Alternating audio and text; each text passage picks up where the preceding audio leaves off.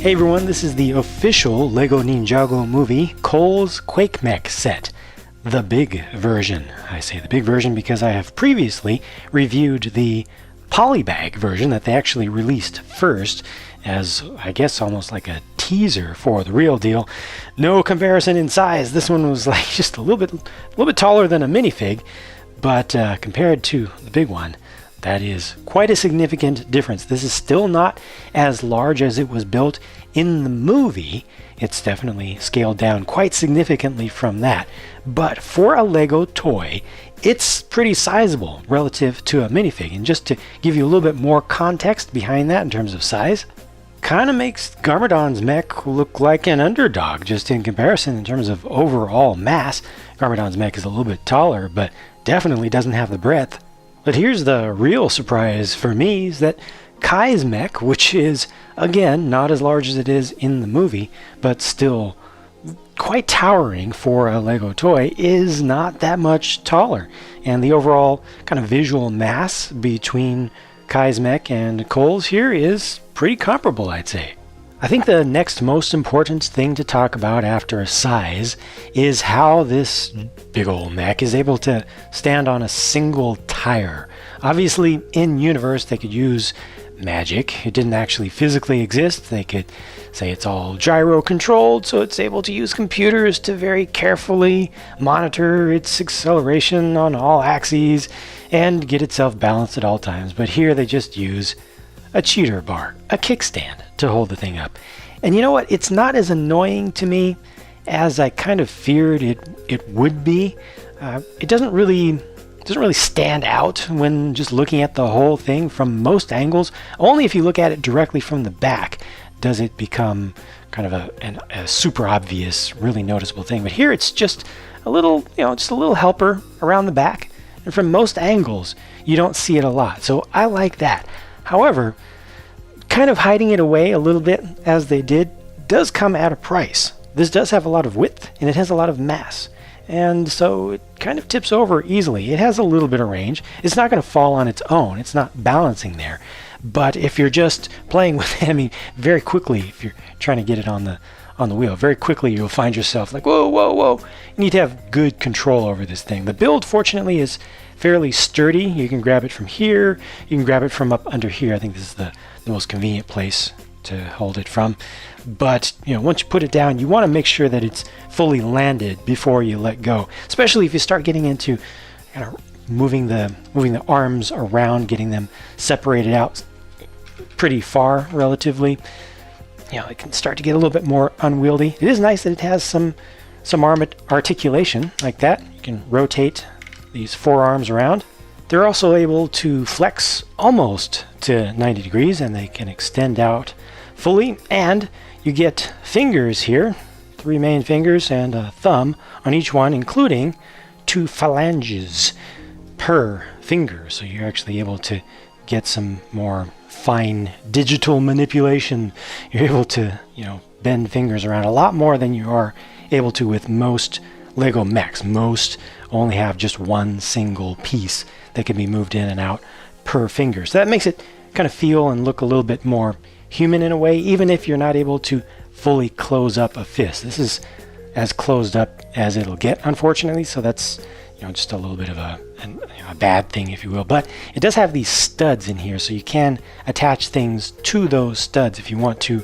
For instance, have a minifigure here that gets stuck in place, that actually gets grabbed by this thing. You can just push it on. Kind of acts as a cheater, but it works. I think it works just fine. That looks like that dude is being held by that fist right now, as long as you don't look at it from an angle like this. But I think I could actually do a little bit better there.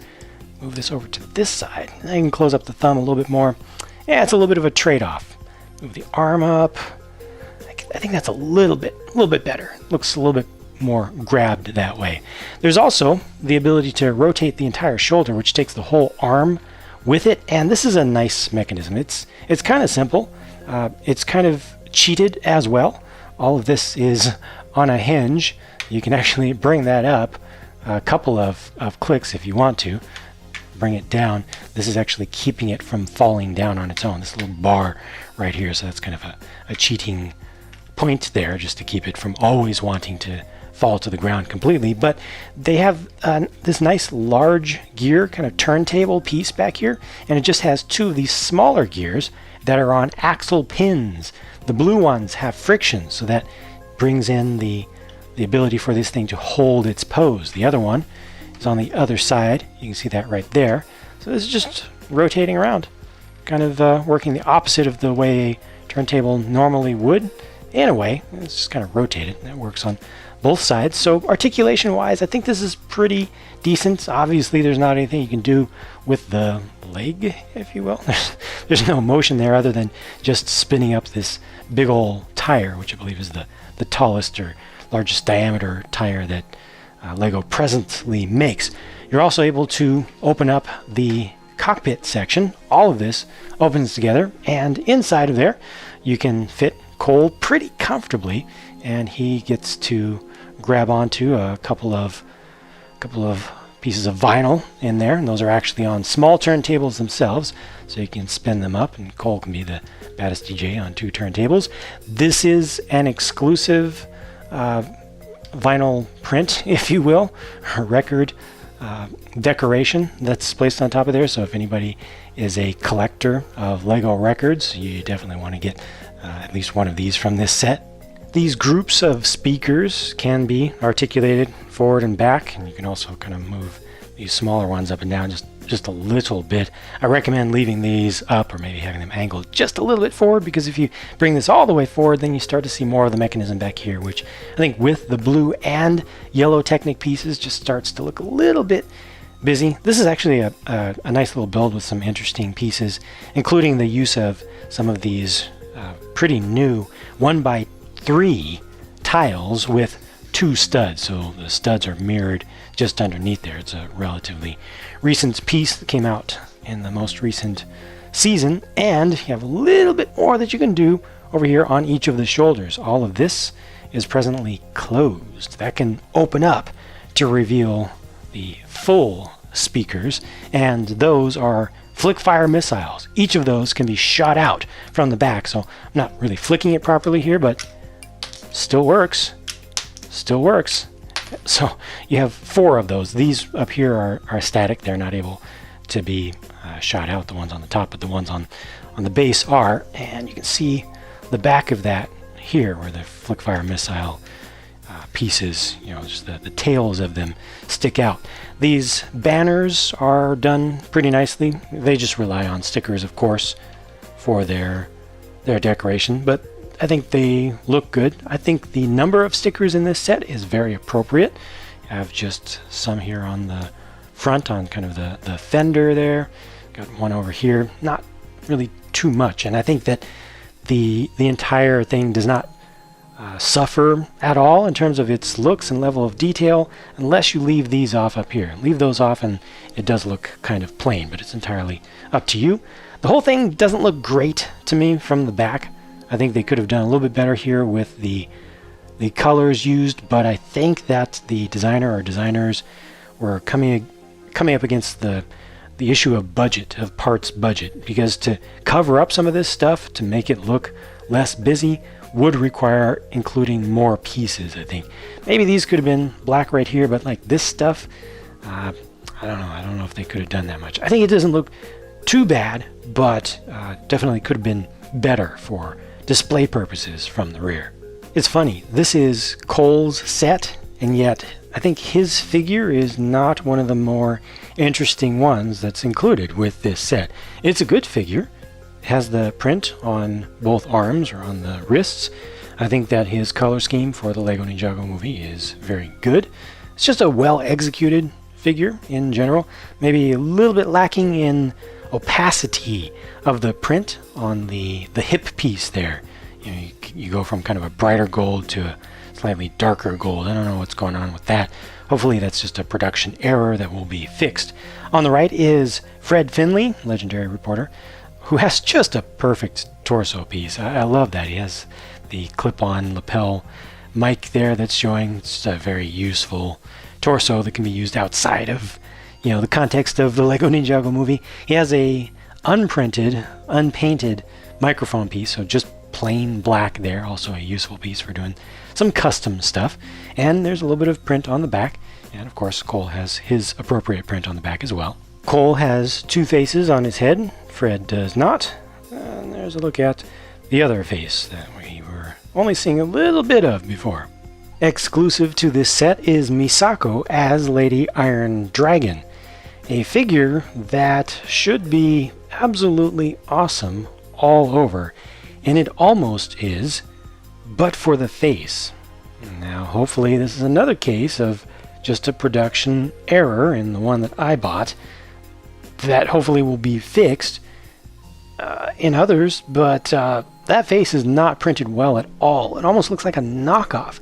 There's just not enough paint that's applied, so you see all the black coming through. Let me take the headpiece off. Look at that. The design I think is fine, but just the execution is really bad. Really bad.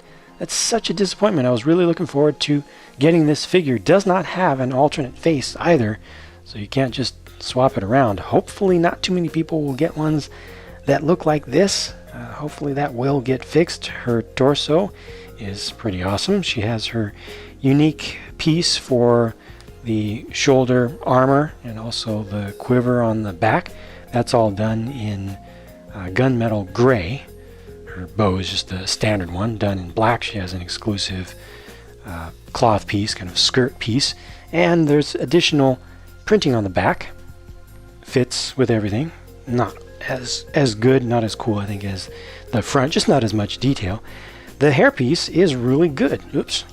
The hairpiece is really good, and the distinction between the gunmetal gray there and the orange is very high, very contrasty, because it is dual molded. They didn't bother with, an actual paint application on top of that. So dual molding works out great, and hopefully that will never go wrong the way the face did. On the bad guy side, we just get two henchmen, but at least they are both named henchmen. On the left is Crusher, and on the right is Mike the Spike. Both funny names for the whole setting of the entire movie and how it's presented, but there are a lot of different things between these two. The different colors of arms, the different colors and prints of torsos, different hip pieces, different leg pieces. One of them comes with the breather pack, the air tank and everything, and one of them does not. And of course the headgear and the head pieces themselves, the faces are different. Crusher gets a second face, which is under there. I promise you, it's there. There we go. That's a pretty well detailed one. It's not Karloff. I swear it's not Karloff. But just a look at the main face, which is definitely not Karloff. But I also wanted to show you, in case you hadn't seen it or didn't remember, the look of that torso there on the left on the back, because there's more print there that most of the time you don't get to appreciate because it's covered by the pack. This set had two fundamental things working against it before they even began to design it: physics and economics. The physics part obviously revolves around the single large wheel here, with not only having it stand up on its own, but being able to balance with so much weight out so far, with so much weight up top as well. And then in terms of economics, there's the issue of scale and size. Obviously they could not make it full-sized. Obviously they did have to take some shortcuts in terms of covering things up, but I think that the designer, again, or designers, did a respectable job, at least, of kind of balancing between the compromises of those two major restrictions. I am more than satisfied with the size of this mech, and I'm pretty happy with its level of articulation and playability. I am not at all happy, though, with that Misako face. But that does it for my look at this set. I hope that you've enjoyed this, and I hope that I've shown you everything you wanted to see here. New release season is right around the corner, so I will be doing a lot more reviews again, and I hope to have a chance to talk to you again soon, because my next video is on the way. Catch you later.